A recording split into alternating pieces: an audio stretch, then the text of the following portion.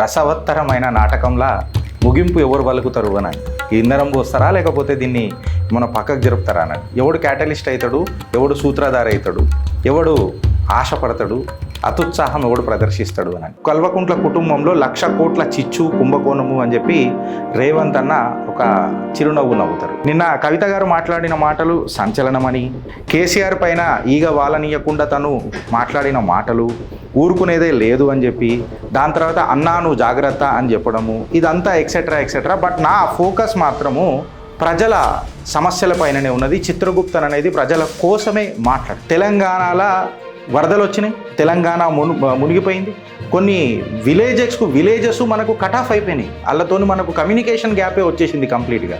In fact Telangana రైతులు కొన్ని 100,000 మంది రైతులు సర్వస్వం కోల్పోయింది.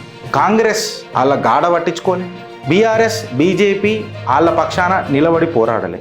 వరద బాధితులై రూఫ్ టాప్ల మీద నిలబడి మా ప్రాణాలు అరచేతుల పట్టుకుని, వాళ్ళ ప్రాణాలు అరచేతుల పట్టుకొని నిలబడ్డ కుటుంబాలు ఎవరైతే ఉన్నాయో చూడు, సర్వస్వం కోల్పోయిన రైతు కుటుంబాలు లేకపోతే తెలంగాణ పౌరుల కుటుంబాలు ఏవైతే ఉంటాయి చూడు, వీటన్నిటిని పక్కకు పెట్టి కేవలం ఒక ఫ్యామిలీ డ్రామాకి అన్నీ క్యూ కట్టి కూర్చున్నారు. అందరు క్యూ కట్టి కూర్చున్నారు.